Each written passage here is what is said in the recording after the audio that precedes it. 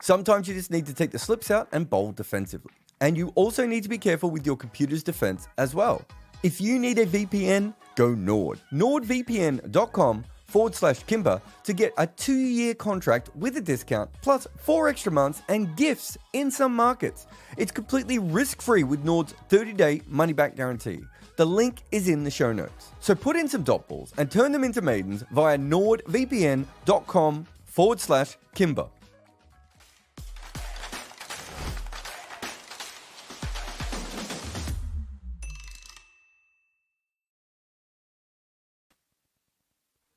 Welcome to the Wagon Wheel. I'm Jarrod Kimber. This is the Cricket Podcast where we answer your questions on cricket. Remember, you can go over to patreon.com/Jarrod Kimber and you can ask questions beforehand on whichever membership tier allows you to do that. Like a bunch of people have, like Ben King has, and we'll answer his in a moment. But if you're in the chat, feel free to ask questions via Super Chat, but also just normal comments as well.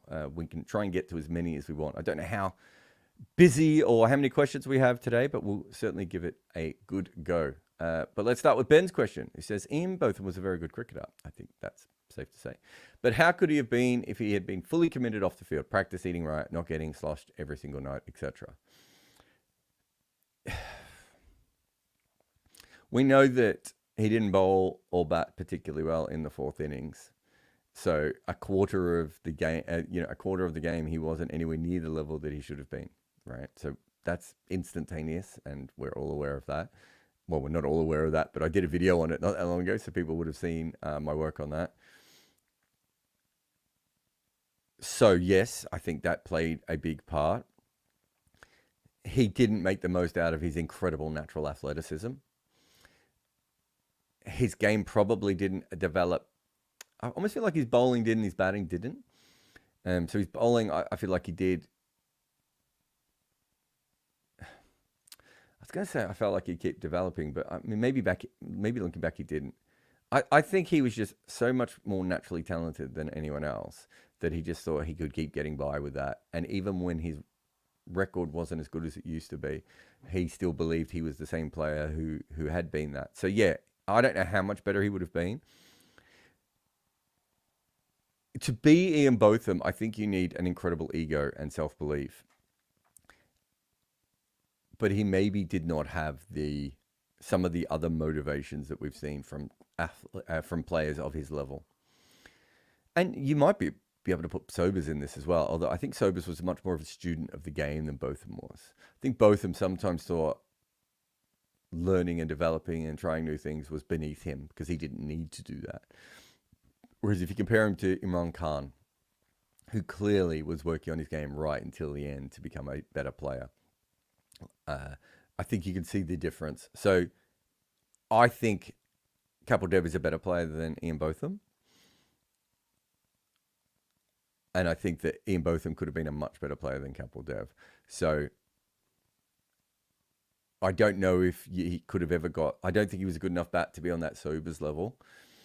But if he'd worked on his game, if he'd kept himself fit, if he'd looked after himself and everything, perhaps he would have got to that level. But as I just said, you might be able to make a similar argument for Sobers, who also enjoyed nightlife and didn't go to bed before games and all sorts of things. So I don't know how much of a difference it would have made to Botham, but I do think a big part of Botham's mystique was I don't want to say I don't care, but that sort of I'm better than you anyway attitude. Does that go away if he becomes a diligent professional? I know that sounds weird, but I don't know. But yes, I do think he could have been a much better cricketer than he was. I think he's clearly still a great of the game, but it's probably the difference between him being in the S tier and not. And he's probably not quite at that level. And on talent alone, he definitely should have been at that level. Ben says, both red and pink balls are dyed, so theoretically made roughly the same way, but with different dyes, I assume. Having used them in club cricket, pink balls are rock hard compared to the red balls. They hit the bat really hard and are real stingers in the field. Why is this? So I don't know, but you're right, because I've used them as well. They are definitely very, very different. The pink ball, I would say, is dyed in a different way. And so one of the reasons that the red dye works so well is because it goes on so naturally. And I would say, again, the pink ball probably has extra lacquer, which might make it a little bit harder. But I don't know how much cricket you played around the world, Ben, and with how many different balls. But there are red balls that are also way harder than others. And there are red balls that, I can't remember the name of the ball, but there was a particular ball I used to hate being into the slips with. And it wasn't the catches I had the problem. It was the ones that bounced in front of you. It just always felt like I was going to break my finger with this particular ball. And they just, every time I hit my hand, I'd be, it would sting me for ages. So I do think that is a common thing. And there is something about the pink dye that is different. But the pink ball is made differently than the red ball. And so the red ball is made differently than the pink ball, and the pink ball is made differently than the white ball, which is also made differently than the red ball. So they're all separate, which means that they should all feel different in your hands and feel different off your bat. I think that is correct from what certainly from anecdotally having played with all those balls. Also, and I don't know if I've ever talked about this, but I find white balls almost impossible to bowl with. Maybe around the 8th or 10th over when all the paint peels off them, but they're just so slippery, whereas I never had that issue with a pink ball. Bloody says, when Rory Burns and Sibley were making dull scores, I trusted the process. Seeing off the new ball shine is traditionally the job of openers, but in the end they were dropped. Has cricket's meta evolved?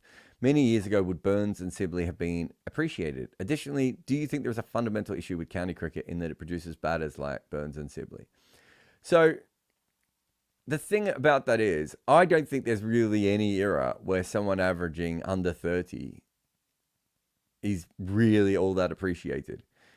You have players who are appreciated for it at times, but maybe they bring other things to the table, or there's just no one else that you can pick, and they still give you something.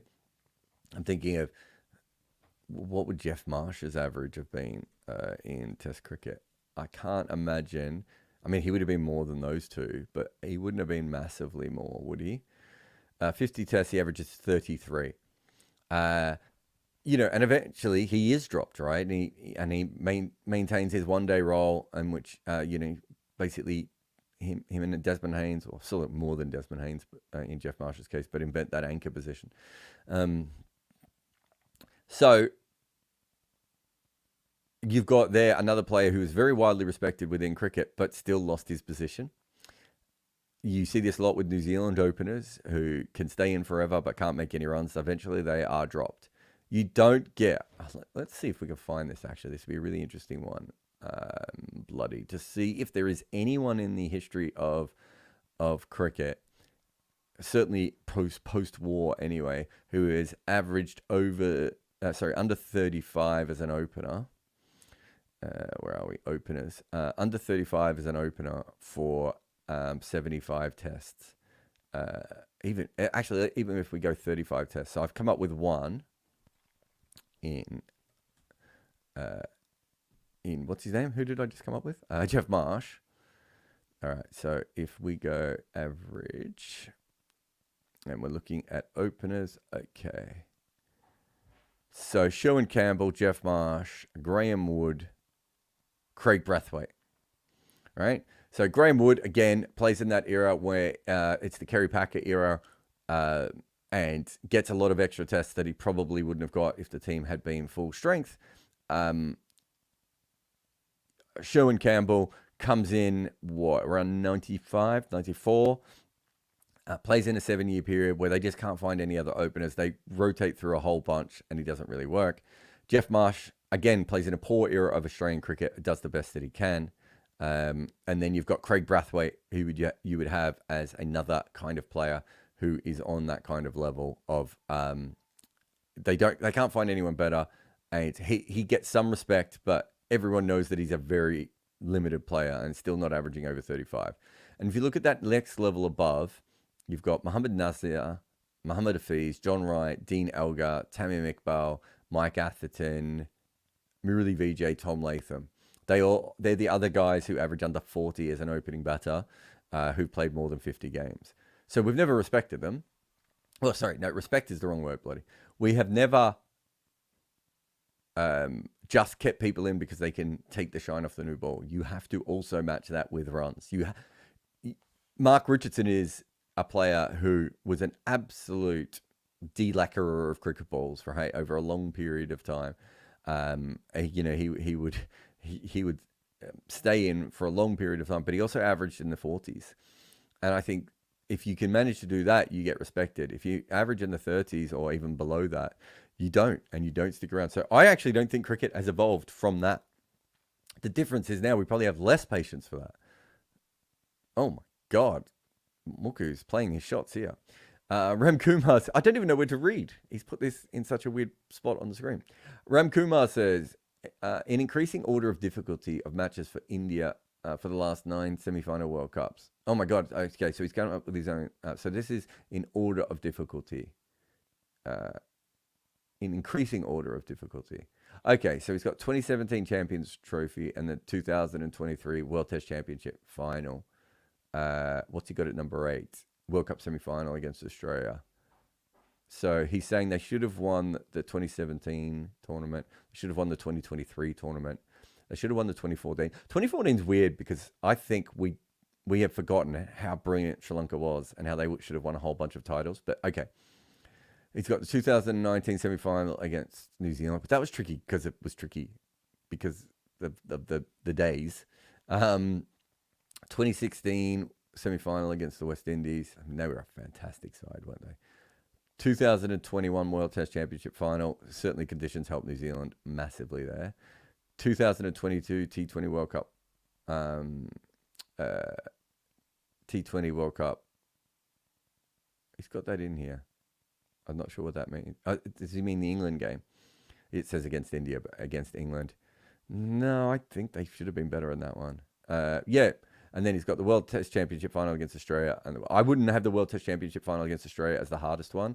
The 2015 World semi-final against Australia, I would, because that team was absolutely roaring. And I'd probably have the 2016 T20 World Cup higher as well. And maybe the 2021 World Test Championship final, because that New Zealand team was just stacked and perfect for those conditions. Josh says, Murali versus Ashwin. The one-man army versus the destroyer of left-handers. Murali smashed these smaller teams. Ashwin is unplayable in India. Who's the better test offie? These two greats. Is Ashwin's batting... Ashwin's batting is massive compared to the two of them. It's a good question, Josh. I've never gone through it. I mean, I just obviously did a big video where we looked at Ashwin versus Kumble. And Kumble's numbers come off really, really good. I would assume that Murali is a better bowler than Ashwin, even if you take out the many wickets against Zimbabwe and Bangladesh. And towards the end of his career, Murali was equally unplayable against left-handers. He just wasn't all the way through his career. But I would find it hard to think that Murali wasn't the better bowler than Ashwin. I think he was a bigger threat everywhere. But if you are saying better cricketer and you're putting batting back in, that does change things a lot, because, you know, being able to average 20 to 25 in Test cricket, you know, Murali was a proper 10 and 11, right? So there is a big difference there. Whether it's enough to go in Ashwin's favour, I don't think so. I mean, I'm not a big fan of handy number 8s. I would always pick the better bowler in that situation. And I find it very hard to believe that Murali was not the better bowler than Ashwin. Rudra says, if T20, but that, I should just caveat that with, I have never compared the two, so I don't know 100%. Rudra says, if T20s were played on Indian Test wickets of the last couple of years, not including the recent England series, what team should India pick? And what team should a team like India or South Africa that is bad at playing spin do in cases of terms? Okay, so if we're saying we're playing a T20 matches, but we're playing them on the wickets that were turning sideways for India in Test matches, you would play what? Pathirana, Dubey. You want Raidu or Raina to come out of retirement. Gaikwad would be another player. Sai Sudarshan might come in. Shubman Gill would probably play. Rohit probably plays because he played brilliantly on those wickets, didn't he? And I'm trying to think, who would you have as your death hitter if you're India in that situation? Might you bring in someone like Abhishek? I mean, Abhishek might actually get into this side naturally as the opener as well. Oh, and Sky. Sky would be in there as well, wouldn't he? And Tilak Varma wouldn't be far away. I probably got too many batters now. And then bowlers, you would have Chahal, Kuldeep, Akshar, Jadeja, Ashwin. And you'd use Hardik as a seamer, wouldn't you? And you'd have Bumrah.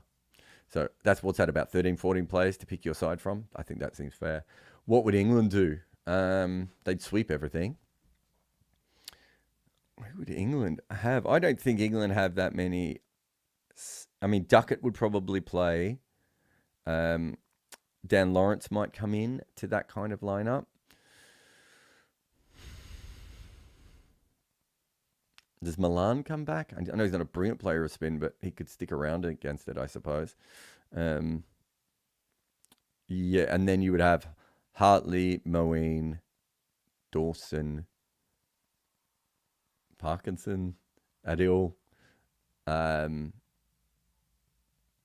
It may not be Parkinson anymore, but a leg spinner perhaps. Benny Howe should probably have played in that side as well.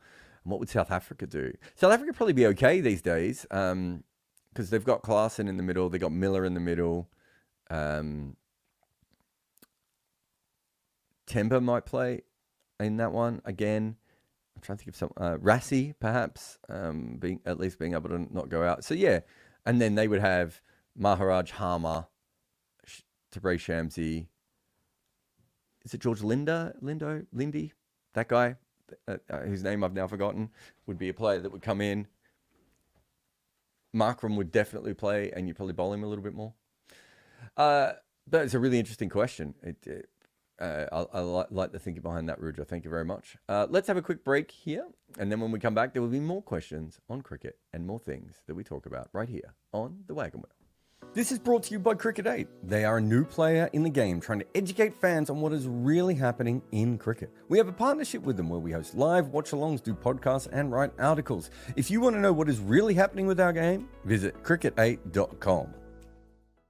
If you make any content, Minvo Pro is the tool for you. Take your long format content and cut it and slice it for social media. This AI-inspired weapon will turn your one piece of work into so many clips. Try Minvo.pro now.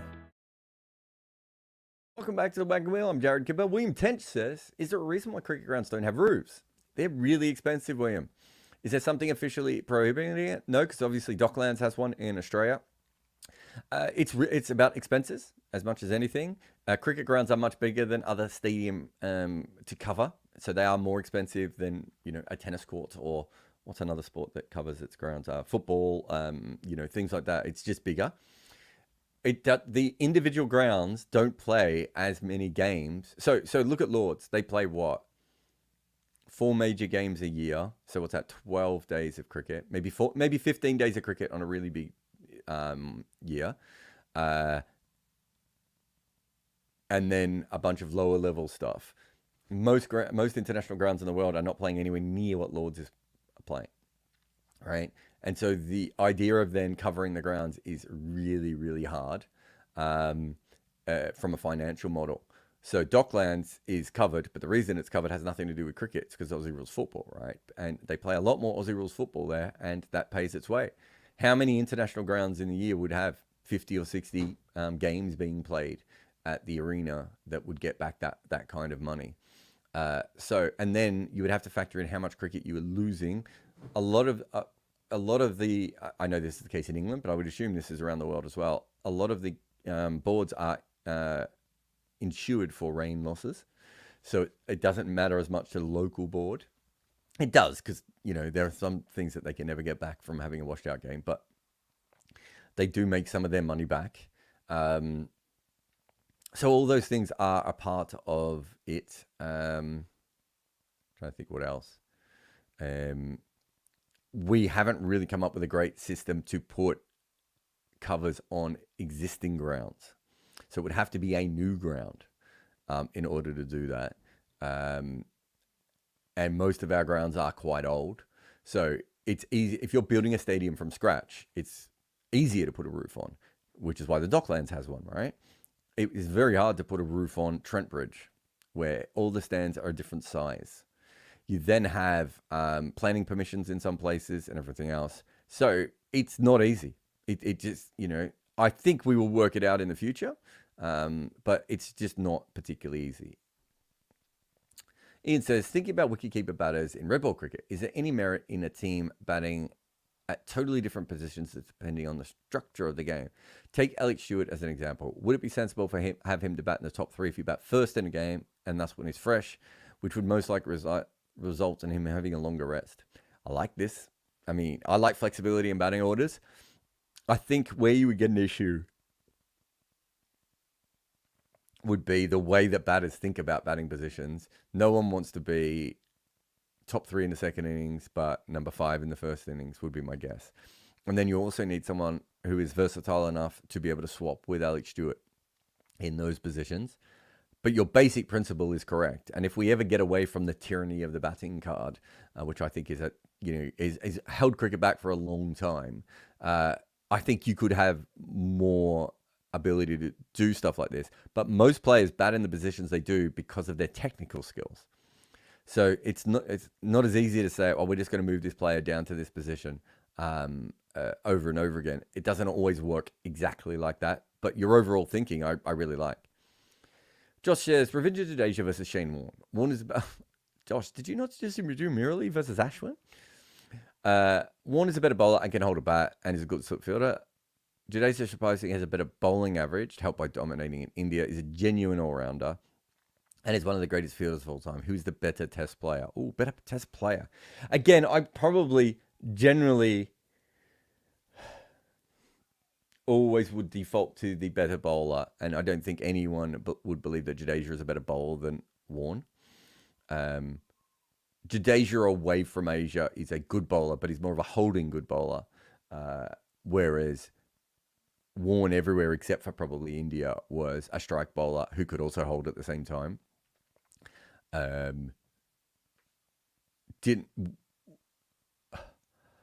Warne also didn't have, as you said, the benefit of the conditions at home being in his favour. In fact, in some cases, they went the other way, right? They made the pitches a little bit more helpful for seam bowling because they had so many seamers, they only had one spinner.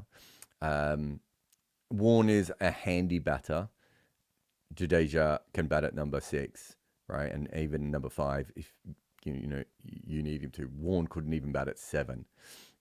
So there's a big difference there. But Warne was a pretty good slip fielder, wasn't he? And Jadeja is a better all-round fielder, clearly, but that's not as important in Test match cricket as probably being a good attacking fielder. I would pick Warne. Yeah, I'd pick Warne because I think you can also make a case for Warne being the best bowler of all time, even though his average is, as you say, higher than someone like Jadeja's and certainly higher than Joel Garner's and Malcolm Marshall's and Curly Ambrose and Glenn McGrath's. I think you can make a claim that Warne is the best bowler of all time. I don't think you can with Jadeja, and I'm more than willing to go with the bowling. But I don't think there's as much between it as all-round cricketers. And it would be really interesting to know how many people would actually pick Jadeja. What is it? Maybe 20% of people would pick Jadeja, and I don't think they're wrong. Right, I think you can certainly make an argument in either direction if you wanted to. But having watched Jadeja bowl home and away, even though his away record is not terrible, and also the thing with Jadeja is he's a really good cricketer at many different things. Teams were terrified of Shane Warne. He destroyed at home and away, would destroy entire teams' planning. That impact allowed for the other players on his team to do well because everyone was so focused on Warne. Jessica says, in his tour diaries, Ricky Ponting lamented that it was unrealistic to ever select Ian Harvey for the Australian Test team. Ponting said this despite Harvey's decent Shield record. But then, over the next few years, Australia would select Simon and Watson for the team in the exact role that Harvey would have played. So was my boy cheated out of a test cap? Your boy was cheated out of a test cap by Adam Gilchrist. Because I think if Harvey was going to play test cricket, he was going to bat at number 7. And if Gilchrist had batted at 6, which Australia never quite went with, they then would have had the ability... Actually, it wasn't just Gilchrist. He was cheated out of his position by Gilchrist, by McGrath, and by Warne. So Gilchrist gave them an all-rounder, right? So they then had 7 frontline batters and they had 4 frontline bowlers. Would they have preferred to have 5 frontline bowlers and 6 frontline batters? No, because they could have done that with Gilchrist and they never wanted to. So they wanted that. And so once they had that really strong number 7, Harvey was always going to be a worse number 7 than than Adam Gilchrist. Now, so that makes it a little bit hard on that side of things. And Harvey was my favorite player growing up, right? So I say all this as someone, and I think he was, as someone who watched a lot of cricket, I actually think Harvey was a better first-class cricketer than he was a white ball cricketer, right? So what would Harvey have averaged in Test cricket? I'm just having a look here. His first-class average is 34. I think he was sometimes got very bored in first-class batting. And if he played Test cricket, I think we would have seen the best out of him. But I think he still averages around 28, right? So if he bats at number 7, you've got more like an Ian Healy type record, Rod Marsh type batter. And he's a better batter than Rod Marsh and Ian Healy. I think he was more destructive, made a lot more first-class hundreds. But he would have averaged roughly the same. But he would have done it in that sort of, it was, Harvey probably would have made 100 at better than a run of ball. Probably would have made 200s at better than a run of ball. But he also would have failed a lot. His bowling was much better in first-class cricket than he probably even was in limited overs cricket. So his bowling average in first-class cricket was a bowling average of 27. But he had two skills. One was the ability to swing the ball consistently forever. And the other was that he almost never went for runs. He was almost a complete different kind of bowler and batter, like incredible cavalier batter, just swinging out of his ass. And then when he bowled, the most defensive bowler. I would, the amount of times I saw him bowl like an entire session for Victoria and go for like 20, 25 runs. He just seemed to bowl forever, right? It was just like wide out swing, sort of like Callis, but 10, 15K slower, but with it, wicketkeeper up at the stump, and Darren Berry would just take them over and over and over again. And so the problem with that is that Australia didn't need that kind of bowler because Glenn McGrath and Shane Warne, they had two of the best strike bowlers of all time and two of the best stock ball bowlers of all time. So they didn't need that extra bowler in that way. And so in that period when Ian Harvey was at his peak, which is what, probably 98, probably 98 to 2003, 4 would be my guess. In that particular part of his game, they had other options, Jessica, right? I think when Andrew Simon starts to play and Watson starts to play, the Australian seamers are a little bit older, and Gilchrist is probably. Well, actually, I think it is the. I'm going to go back to the bowlers. I think the bowlers start to get a little bit older, and they start to and they also don't have the Mark Waugh, Steve Waugh overs as much at that point. Michael Clarke bowls a little bit, but because of his back, can't always bowl, etc., etc. But I also think they just started to think differently because if you eventually they end up with Andrew McDonald. Now, I watched a lot of Andrew McDonald and a lot of Ian Harvey, and Andrew McDonald is a really underrated cricketer, but he was nowhere near as good a player as Ian Harvey was. So if you swap them in eras, Harvey probably plays 30, 35 tests. I think he averages 28 with the ball and 28 with the bat and 36 with the ball with probably a really low economy. I'm not sure he ends up as a success, but he was easily talented enough to play Test cricket. And had he been playing for Australia in another era, or if he'd been playing for any other country, I think a lot of teams would have brought him in. He was a much more dynamic version of Mark Elam, right? Like more talented than Mark Elam.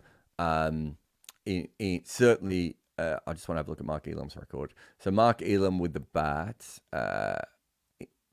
averaged 31 with 1300s. So if Harvey was certainly a much better first-class bat than him, even if their record is similar-ish. And then in first-class cricket, Elam had a very, very similar record. And Elam goes on to play 8 tests. And Elam I don't think he was a better bat or a better bowler than Harvey. So I think Harvey was a slight plus on both of those. And also Harvey was one of the most gifted fielders you'll ever see as well. Could throw with both arms and do just incredible things out on a cricket field. I mean, his nickname was the Freak because of what he could do. So I think sometimes you just end up in the wrong situation at the wrong time.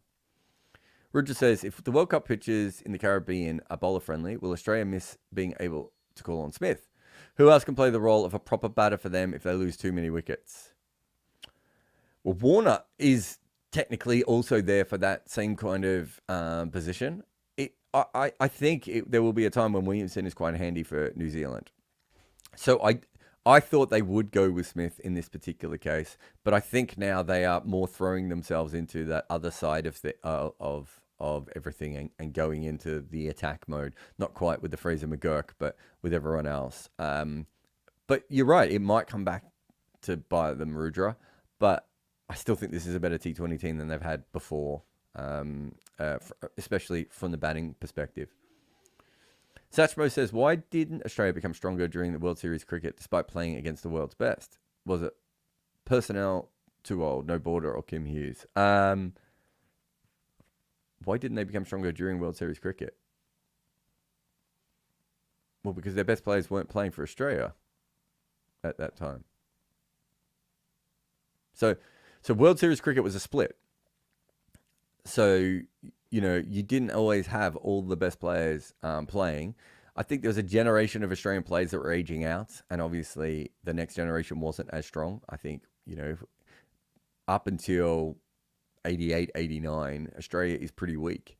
So that World Series cricket, and the players playing in World Series cricket were the older guys who were already out of the team. Ian Chappell and Greg Chappell, those sorts of guys were, well and truly out by the mid-80s. Yeah. And so the players who played the most in World Series cricket didn't actually play all that much for Australia afterwards. But I think it was more a generational thing. They had Lilly and Tomo in the 70s, and then Tomo had slowed down. Lilly becomes sort of a decent bowler up until the 80s, but doesn't have a lot of great partnerships. They never had a spinner. Bruce Reid should have been their great bowler, but they couldn't keep him on the park. Craig McDermott had a lot of skill, or natural talent, I should say, but was injury prone. They just didn't have a very good attack that could consistently do stuff. And they lost a generation of, they lost Marsh, Lilly, Chappell all in one go. I think you're remembering how the Australian team was, but that was why they went into a weaker era. It had nothing to do with World Series cricket, because the players who were playing against World Series cricket were considered some of the best players in the world.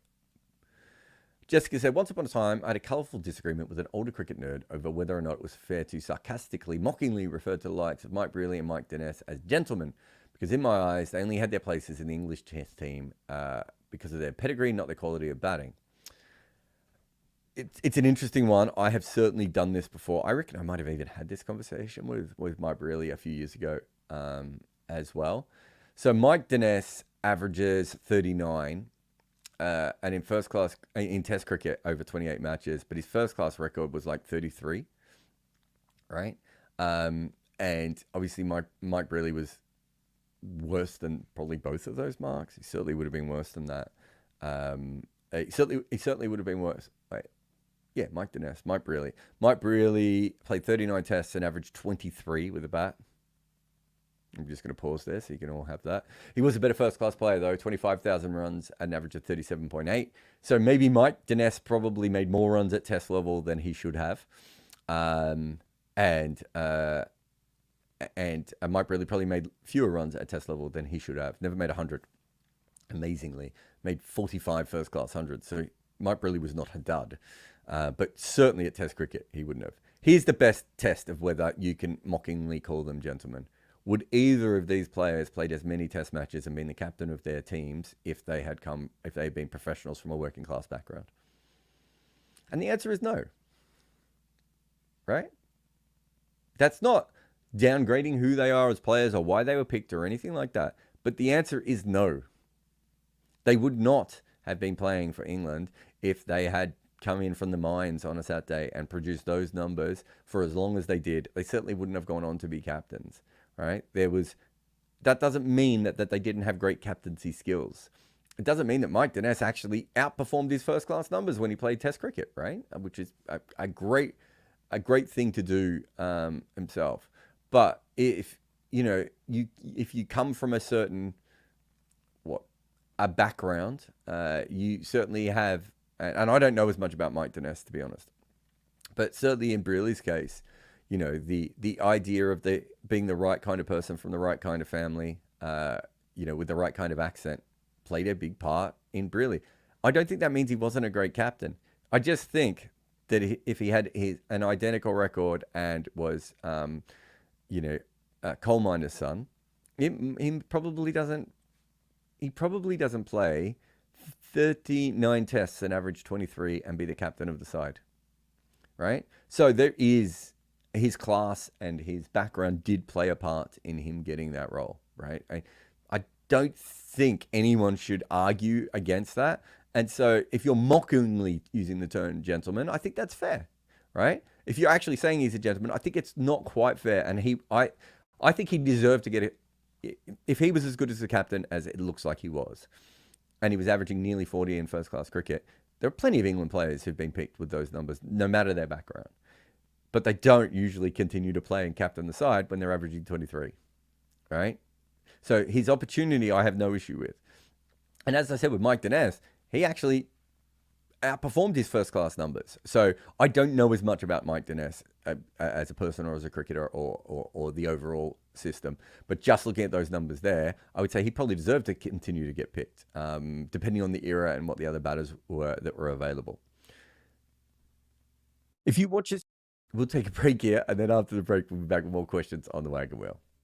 If you watch this channel, you'll love us on Main, where we do deep dives into the greatest cricket stories every week at Good Areas. How did Virat Kohli play that shot? What is so weird about Neil Wagner? And explaining the incredible misery of being a New Zealand opening batter. Visit our Good Areas site today. Want to show the world that you not only love cricket, but that you know the game deeply? Well, you need a Bodyline t-shirt. In fact, at Bodyline t-shirts, you can actually buy a t-shirt about Bodyline, but also tees inspired by the greatest players in our game. Head to Bodyline t-shirts today. Reboot says, I don't think I've seen a question from Reboot before. Are we seeing a basketballification of T20 cricket? With the Warriors dynasty starting, the Splash Brothers, the NBA basically realized that 3 was better than 2, and you could score more points if you shoot more threes. Eventually, other teams caught on where even the big men like Brook Lopez and Joel Embiid start shooting more. Yeah, it's interesting when you look at basketball because almost every year on end, they shot more threes.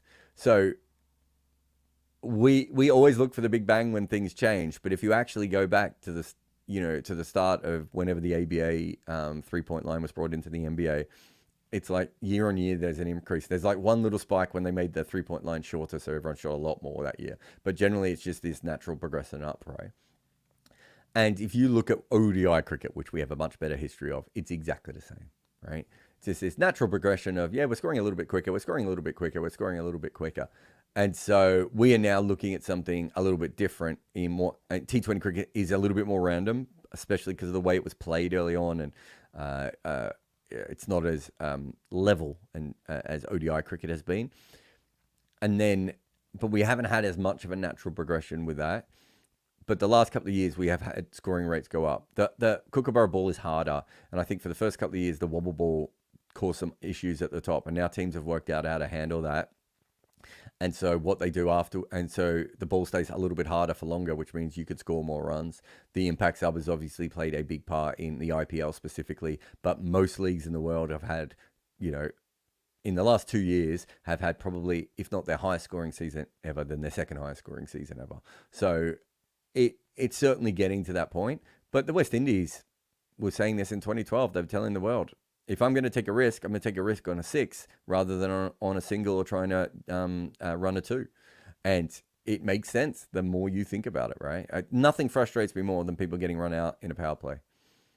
I would much rather a dot ball than a single in a power play. I do not understand why you would do that unless you cannot play the bowler you're facing and you have to get off strike. And if that's the case, maybe you would do it.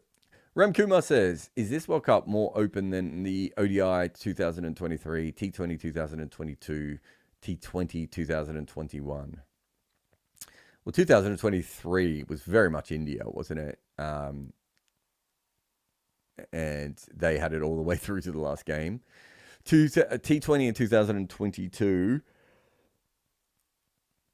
England got injured. So if England weren't injured, Are they probably going to win that again? I mean, who knows? Australia might still knock them off in the final. So I would have said that we had a pretty clear leader. Oh, no, 2022 is the one that England won. 2021 is what I'm thinking of. So 2022 and 2021 should have been England probably both times, and wasn't because of injuries in one, and then they won the other one. I think the most likely winner is from Australia, India, and England again. But I don't. If you were to ask me who to bet on, I probably wouldn't bet on India just because they're really, really short.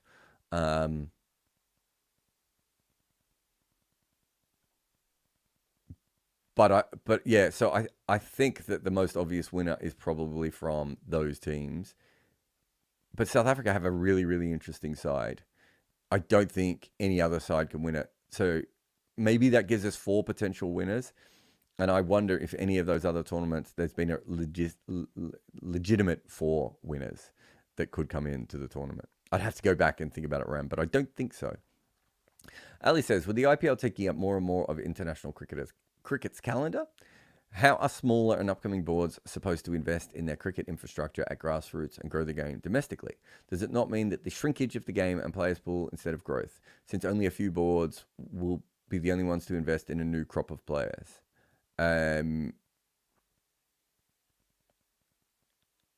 Well, no, because boards will make more money off local leagues than they do from international cricket anyway, and the World Cup will still give them the same amount of development money. So no, there's more money in the game now than there has been at any other time for most teams ever. So I'm not quite sure what you mean of that. Shrinkage of the game. I mean, it's already wider than it's ever been. More people playing from more different places. So yeah, I think that's very, very different. Does it mean since only a few boards will be the one able to invest? I mean, that's always been the case, though. Boards have never really invested in their players. It's been an amateur sport, and yet we've still got more players and more countries now than ever before. So if there's more money at the IPL, there will be more people trying to get their players to the IPL, whether that is boards or agents or whatever, hangers-on, coaches, etc., etc. People will still be trying to do that. If you're the coach of a young kid who makes it to the IPL, let's say you're a private batting coach to a young kid from Zimbabwe who makes it to the IPL, you're going to be able to sell your services so much better for having got that kid there, that you're going to keep trying to develop other kids to be able to do the same sorts of things anyway. The overall market of cricket is so much bigger, and you could sell your kids to Major League Cricket or you could sell them anywhere else. So I don't really understand what you're talking about here, Ali, because I think you're thinking that boards had invested lots of money in players before, and they didn't, right? Up until the 1980s, did any cricket board ever really invest money in players? I would say no. They just hosted games. And the games are still being played, and there are more games being played now, and there are more scouts, and there are more ways to get paid. So I can't understand how that would ever shrink it. Rubu says, I've already done that one. This IPL, I don't know who wrote this one, sorry. But this IPL is suggesting that teams have definitely learned that 6 is better than 4. And with the impact sub, you can really go after it. Basketball, is this, this might be from Rubu's question as well, I'm not sure. Basketball has fundamentally changed that even at the lower levels like the NCAA. How will cricket change, especially with the balance of red ball and white ball? Will they just become 2 separate sports with only a few players overlapping, like rugby union and rugby league? I think that's probably the best case scenario for red ball cricket, is they should separate. But players are still more than welcome to change. I don't know that much about racing cars, but isn't that kind of what happens with racing cars? You have Indy drivers, you have Formula One drivers. Occasionally they swap over, and then you have some other major driving leagues around the world where people will often go off in those and try out there as well. So yes, I would assume cricket will go down that kind of a route. I don't think the same people should be running T20 cricket. They should be running Test cricket anyway, or ODI cricket. I think they should all be run for themselves. I don't think that really helps anything. Ram Kumar says, who is India going to miss more at this World Cup? Abhishek Sharma, Rinku Singh, or Natarajan?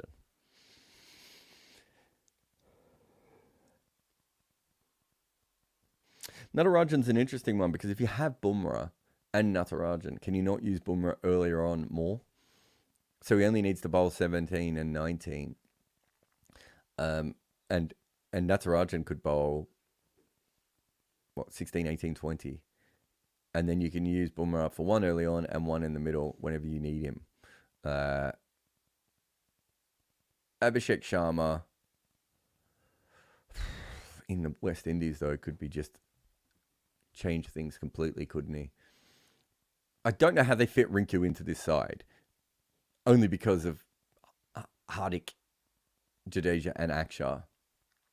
So I think while Rinku, I don't know if you're missing Rinku, it's just that he doesn't have a second skill, and they probably need to play with a second skill. And they're going to want to bat to number 8 or 9 even at times. And so Rinku's not going to fit into that.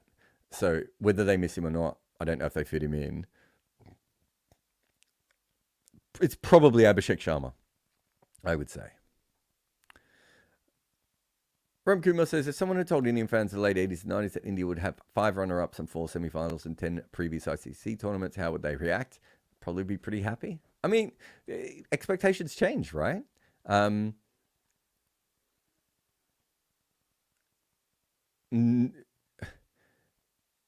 If you told someone in 1975 that South Africa would perennially be one of the best bilateral teams in the world, from 1994 until now, I suppose, I think South African fans would be over the moon. But if you keep losing big games that you should have won, or failing in tournaments that you're second favorite for or third favorite for consistently, your expectations change.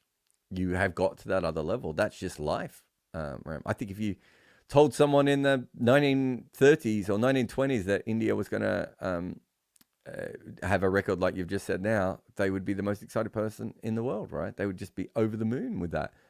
But the world has changed and India has changed, and Indian fans are very different. And, I've talked about this before. I think this is all the subcontinent, but I know I've looked this up for India and I think Bangladesh, but they are incredibly young societies, right? So, I live in England. It's a much older society. I think most of the West is aging up, and a lot of other societies around the world, like in Asia and Africa, are much younger. I think I've got that right, but certainly I know in India, the median age of people is really, really low. These people have grown up winning the 2007 World Cup, winning the 2011 World Cup, being the most dominant force on the field, being the most dominant force off the field, the IPL and everything else. You can't say to that level of person, oh, but in the 80s, we would have thought this was great, because they didn't grow up in the 80s, right? The one thing I've learned about life is that it is very hard for any human being to understand any period of the world that they do not have a direct relationship with, right?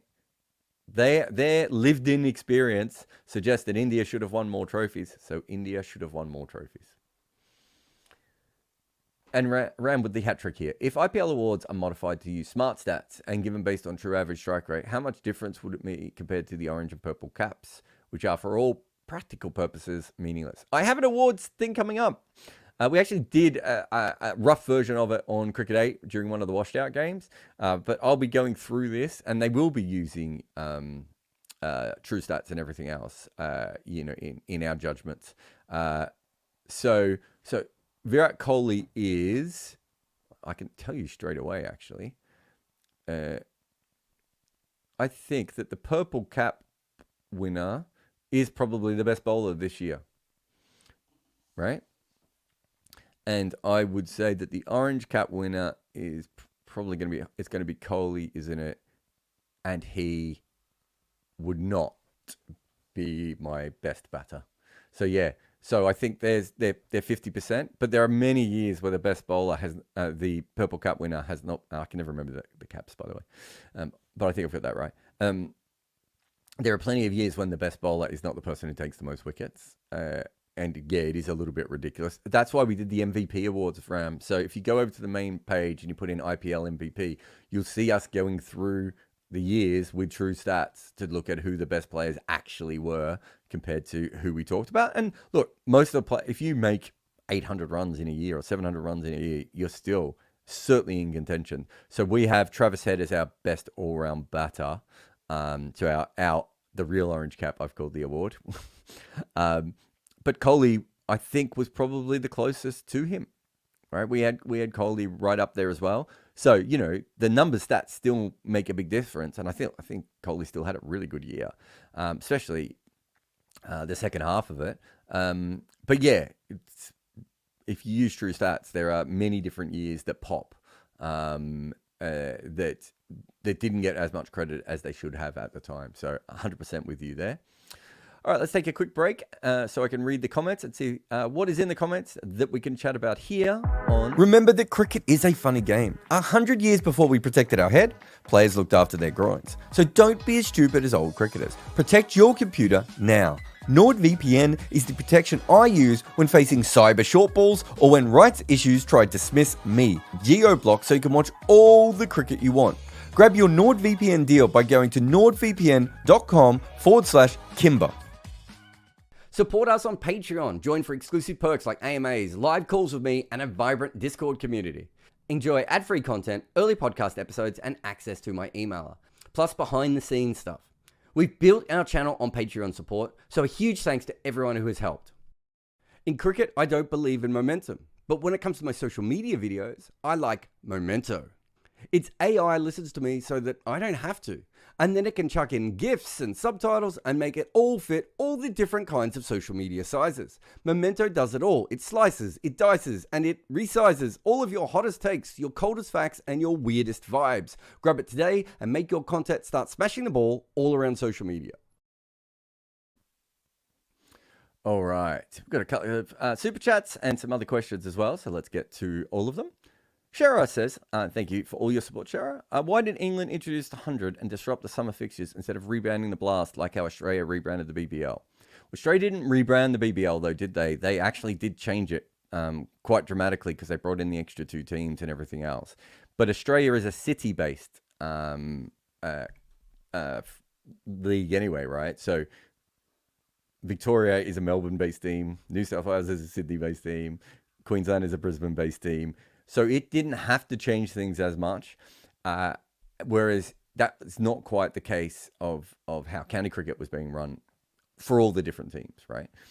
Not all of those, Taunton is not a particularly big place, for instance, right? Chelmsford is not a particularly, I think it's a town barely, right? Is that right? Or is it a city barely, isn't it? I think it's a city barely, right? And there's a few places that are, quite tiny. And so what they were trying to do is take the teams to the biggest demographics, and then also rebrand everything and make it small. They just had too many sides, right? And I think it comes down to that. They could have done the 100 in a million different ways, if we're being honest. They could have just said, we are going to give all the biggest cities, all the biggest county sides. Every county side's going to get a 100 side, but there's going to be Division 1 and there's going to be a Division 2, and they're all going to have to play under slightly different names, city-based names rather than anything else, or whatever that, or different kind of regional-based names or whatever. They could have gone there, but they were trying to make it more like football and franchise sport and less like cricket, because that is what the Big Bash had done, and that is what the IPL had done. And it made the most sense to them, and so they went down that route. But there was plenty of mistakes they made with the 100. The 100 was a panic because for 30 years they hadn't really engaged their own fans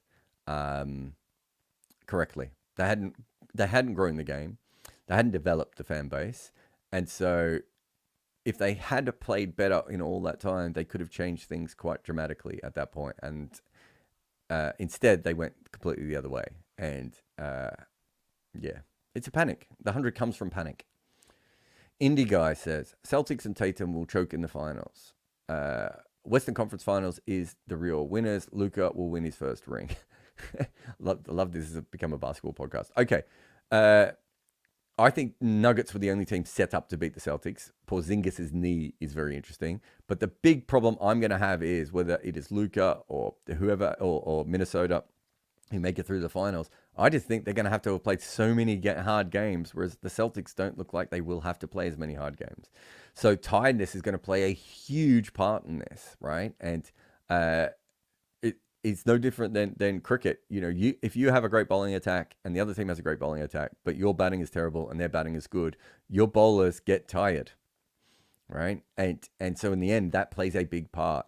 So I'm kind of with you. I actually think the Celtics half-court game doesn't make any sense in a playoff setup, but I think they're going to be so much fitter and stronger, come the playoffs. If Porzingis is around, that won't matter. If Porzingis isn't around, I definitely expect. I think Denver, Minnesota, and Dallas, and even OKC are all on or thereabouts on Boston's record. The reason that Boston's level, the reason that Boston has a better record is because they were playing a bunch of Eastern Conference teams over and over again, right?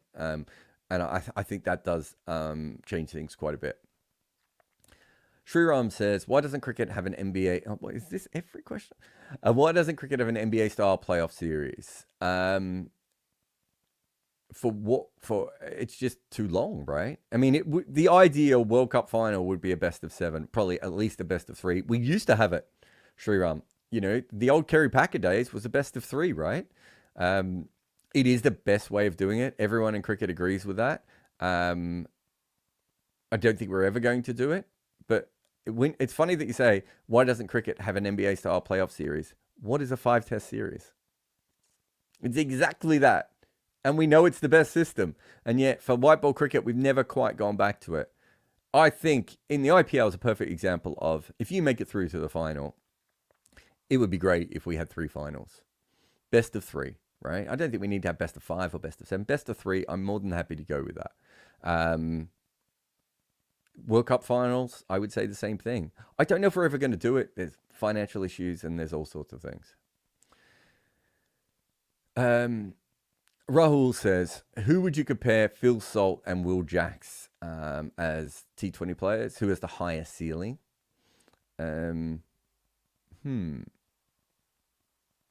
I think Will Jacks has the higher ceiling, probably because of the bowling, and he can bat in a few more positions. Although I suppose Phil Salt can keep as well. Not well, but he can keep. I think Will Jacks. I'm a big fan of Will Jacks, and as much as I really like Phil Salt, I'm not sure I just don't think he has the ceiling of Will Jacks. I think that's what I believe.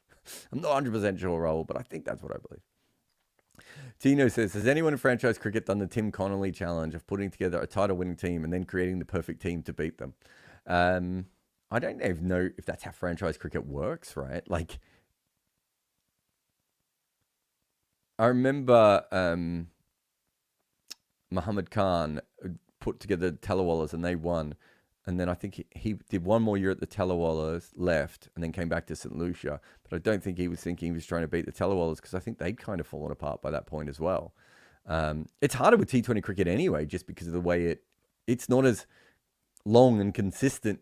You know, the mega auctions and all these sorts of things kind of don't allow the same sort of longevity of that. And it's immature, right? So I don't think that's the case. DM says, how did Martin Crowe conquer reverse swing? Martin Crowe basically worked out that all he had to do with the reverse swing was play for it hitting his stumps. Because if he played inside the line of the ball and it swung back in, it would hit his bat, and he wouldn't be bowled. Whereas if it swung away and he picked it wrong, it was always going to miss the stumps by quite some distance, especially the amount of reverse swing that those guys were getting. From where they pitched it. So, what's the best way of putting this? So, the reason we don't have too many great bowlers who bowl outswing and inswing is you want to pitch the best deliveries of those two different balls in two different spots, right? It's why the wobble ball works really well, because the wobble ball, you can actually land the ball in the exact same spot and you want it to either seam away, go straight, or come in, and all three are in play. Whereas for swing bowling, if you're bowling in swing, you want to bowl outside off stump to swing it back into the stumps. If you're bowling out swing, you want to bowl it closer to the stumps and swing it away.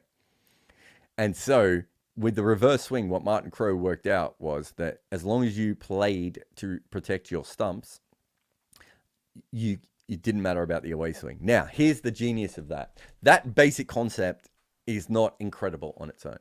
The genius is not then chasing the balls that start to swing away, because that is what your mind tells you to do. Oh, I've got to hit this. I've got to hit this.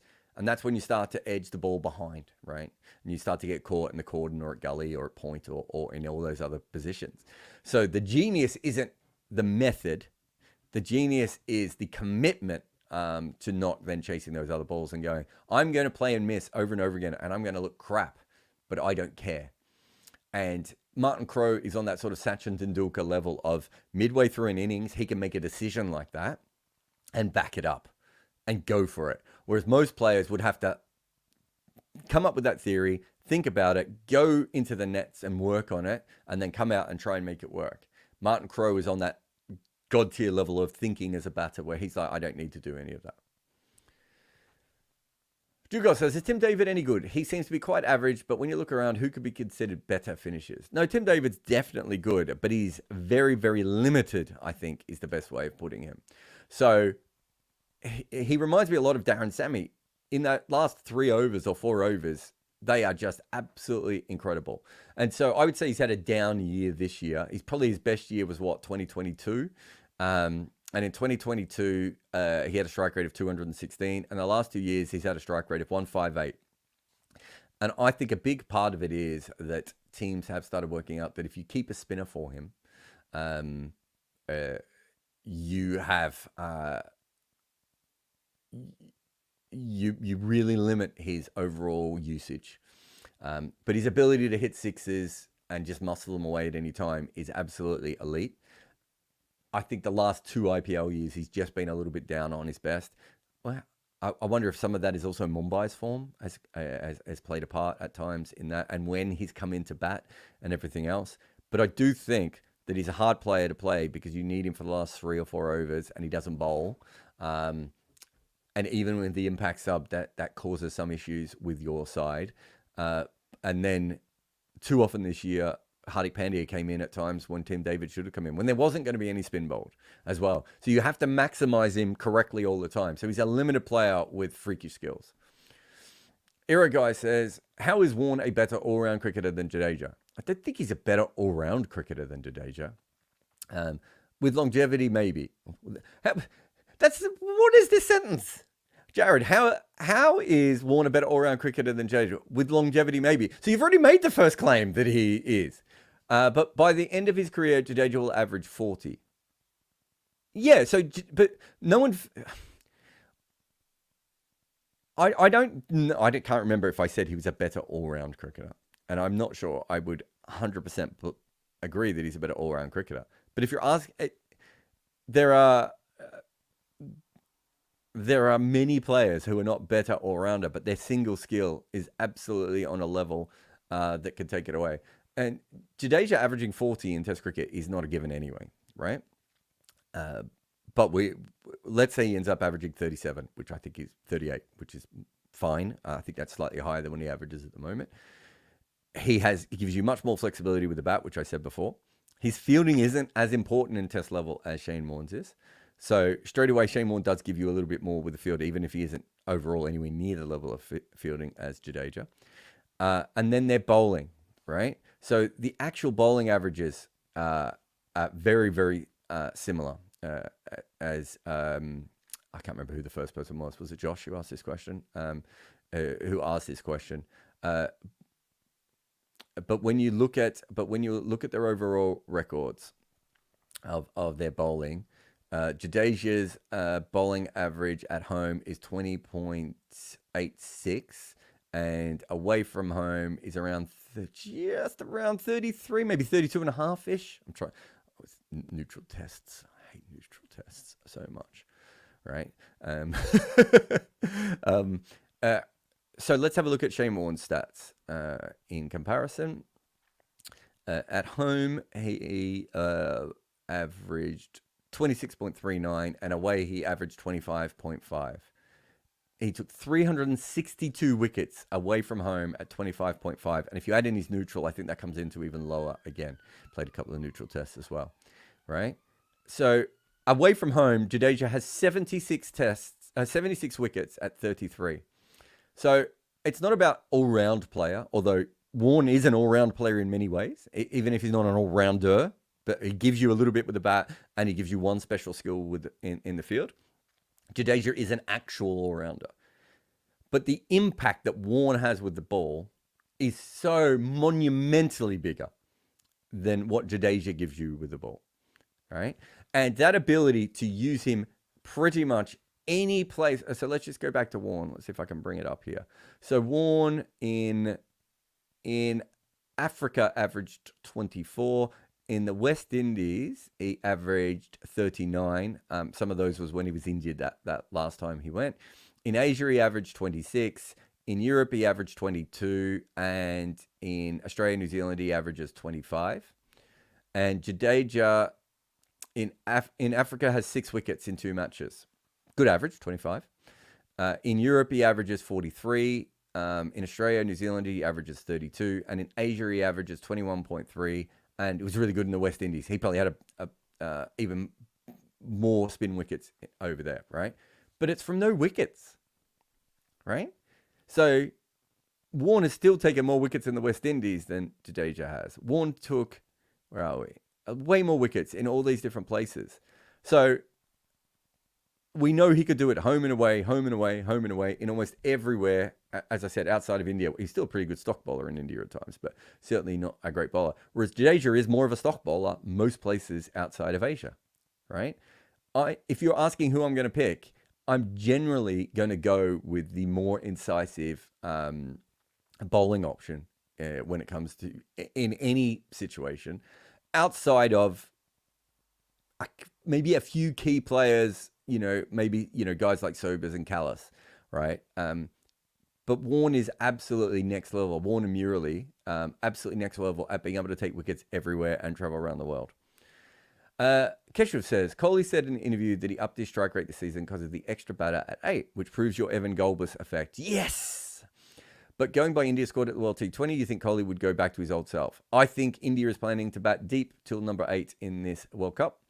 And so if that is the case, then Kohli should continue to bat that way. And if he doesn't, then it's on him.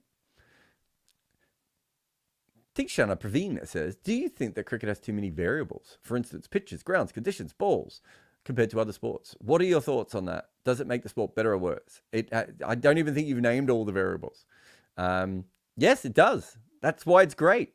It cannot be conquered. Look, I've said this way too many times, but I'll say it one more time because I probably haven't said it on Wagon Wheel in a long time. One of cricket's great advantages over every other sport is that we play on living grass. And living grass gives absolutely no shits about what we are doing. You look at Wimbledon. Over the course of that tournament, that court will change quite a bit. It doesn't change massively in the match. Day 1 to day 5. We are seeing T20 games in this IPL where the pitch has played completely different in the first innings to the second innings. And we can check it up and look at it. Dew, swing, humidity, rain, sun, lights. It's incredible, our sport. Try and conquer all that. To be great at our sport, you need to be incredible in Guyana, where the ball never gets above your ankle. And you need to be incredible in the Wacker, where everything bounces up at your throat. All right? You need to be incredible on pitches that ping off sideways because of seam or swing or spin. And you need to be great on the flat tracks of other places, right? And then if you want to go even more incredible with our sport, then we're like, oh, now we're going to add different formats with different challenges, with even different equipment. Come on. That's why cricket is so great. It is unconquerable, right? You always hear things like, oh, they've worked out baseball. They've worked out basketball. They've worked out football, right? We don't do that in cricket. The wobble ball was unplayable for 4 years. And then our batters are like, we've got this. We're just going to hit the ball harder. Reverse swing. Do you remember reverse swing? It's cheating. It's cheating. No one can play it. Reverse swing. People handle it now. The wrong-un came in and they literally said the wrong-un is going to ruin cricket forever. It's a good ball, but almost no one bowls a wrong-un in Test cricket anymore. And that was where they were dominating back in the day. It moves, it changes, it evolves during a game. There isn't another sport like cricket. It is completely and utterly on another level to every other sport when it comes to that kind of stuff. That is the genius of cricket. Now, we might, especially in T20 cricket, want to make it a bit more uniform in the future. I'm assuming we will have hybrid pitches, which is another evolution of the game, right? We just keep evolving the game, but we will eventually have hybrid pitches.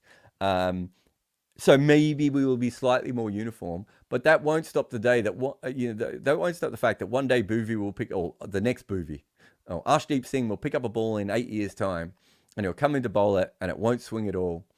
And the bloke and the next bowler who bowls on the same day in the same conditions, maybe nothing has changed. They're both under lights or they're both in the sun or whatever. And the next bowler will pick it up and it will hoop around the corner. All right, these things will always happen and they will continue to happen. Cricket is a magnificent game from that point of view. And, I love the fact that we play on grass and grass gives no shit about our sport. It's perfect. It's the perfect story of cricket. Last one for today. Sorab says, what does a batter have to do to be rated above Donald Bradman? Surely no one is going to average 100 or more. You would need a 25-year career of being 25% better than the next best greatest batter, probably. I think that's, if you had a longer career, you played more because of the war, you played more formats, you played more, all these sorts of things, you would have to do that. But you would have to be 25% better than the second best player. I don't think we'll ever see that again. I think some of Bradman's dominance is because the rest of the cricket world hadn't developed, right? But at the same time, England had plenty of chances to have a Bradman, and the closest they got was Hobbs, and Hobbs is incredible. I think the three greatest batters in the history of our sport are Bradman, Hobbs, and Tendulkar. And Hobbs and Tendulkar are just nowhere near Bradman, really. I think you can make a claim that Tendulkar could be the greatest player of all time, as in he has a claim to that throne. Greatest batter of all time. I mean, I think you make a claim to that throne for the longevity and the kind of career he had, how brilliant he was in multiple different ways. But that would be if it was going up against Hobbs. But because he's going up against Bradman, it's like you could say he has a legitimate claim for number one, but he doesn't because Bradman has the claim for number one. So you're playing for second spot. I don't think anyone will ever have another record like Bradman. I think he was just a man so ahead of his time. But just to say this, I'm not sure that Grace wasn't also very similar. So, Grace, Hobbs, Bradman, Tendulkar, all were just so different than the rest of their the players that they played against at that period. So yeah, you certainly have an element of that. Anyway, that's it for me for today. I'm Jarrod Kimber. This is the Wagon Wheel, and we will be back again. We'll be doing a scoreboard tonight from the game. So I'll be back on this channel tonight. Oh, wait, sorry. Dashara says, some words on Pathirana. Sold for the highest in the Lanka Premier League. I didn't see that. I think CSK, I would have them as favourites to win the whole thing if he had played the whole season. I think he was that good this year. Absolutely on another level. Brilliant cricketer. Loved watching him play. Don't know how you handled him. He cut out some of the wides even. Not all of them, of course, but some of them. Just absolutely next level, brilliant, genius bowling. And I think if he had played all year at Chennai, was available now, I would have Chennai as favourites to win the whole thing. That's how good he was. And I don't think Chennai played all that good of cricket this year. He just is transformative in what he does. Yeah, there you go. That was me being nice. That's it. Thank you to everyone for the super chats. Thank you everyone to the chats. Thank you to everyone for everything, really. What more can I say on the Wagon Wheel? We will be back again, as I said, in a few minutes, probably. Oh, I'll be on Cricket 8 from 3 o'clock onwards as well. So I'm Jarrod Kimber. This is the Wagon Wheel. Come over to Cricket 8 for our live watch along. Then come back here for the scoreboard. Then go over to the main channel for my other video. Oh my God, I'm doing a lot of work today. Thanks to the kind folks at FlexiSpot for looking after my office and my butt by sending me their E7 Pro desk that save your favorite desk heights at a touch of a button. You don't have to crank anything. This thing just finds the height that you like and you can work. And their BS12 Pro chair that supports my posterior while I'm recording, well, this ad and all my shows. If you need great desks, especially ones that change heights or the best quality chair,